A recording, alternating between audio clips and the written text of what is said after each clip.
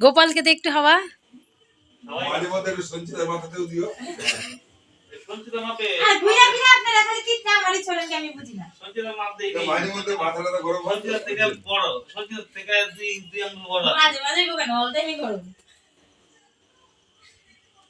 সচন্দনা গন্ধ পুষ্পম ওম।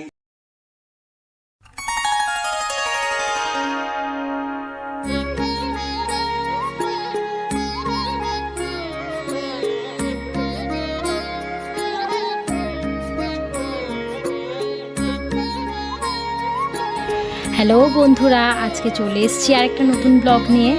বুঝতেই পারছো কোথায় এসেছি, আমার বাপের বাড়ি এসেছি। বাপের বাড়িতে চৈত্র মাসের যে অমাবস্যার পুজো সেটাতেই এসেছি। ব্লগটা ছাড়তে যদিও আমাদের একটু লেট হয়েছে, একটু ব্যস্ততার কারণে। তো আজকে দেখো দাদা নিয়ে এসছে, আজকে আনেনি, কয়েকদিন আগেই নিয়ে এসছে। দাদার অনেক দিনকার শখ ছিল মায়ের জন্য একটা বড় পাখা আনবে, সেই পাখা দিয়ে মাকে হাওয়া করা হবে। গরমকাল পড়েছে, তো মায়ের জন্য দাদা নিয়ে এসছে। তো পুজো চলাকালীন ঠাকুরকে দাদা হাওয়া দিচ্ছে। এখানে নানা রকম ভোগ টোগ দিয়ে সাজানো হয়েছে। ঠাকুরমশাই পুজোতেও বসে গেছে, আর দাদা দাঁড়িয়ে দাঁড়িয়ে এখানে মাকে হাওয়া দিচ্ছে, আমাদের মাকে হাওয়া দিচ্ছে। গোপাল হাওয়া খাচ্ছে, সবাই হাওয়া খাচ্ছে। তো আমরা পুজোয় বসেছি অনেকক্ষণ, এবার সন্ধে বসে গেছে, সন্ধে হয়ে গেছে অনেকটাই।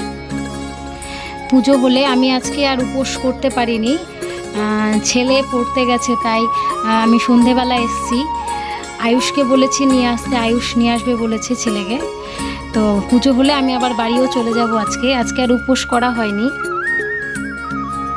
যতটুকু পারছি তোমাদের দেখাতে, তোমরা মায়ের দর্শন করো, পুজো দর্শন করো, আর ব্লগটা দেখতে থাকো।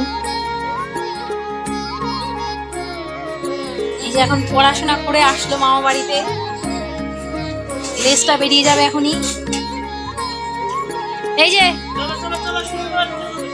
এই যে গোপাল এসছে।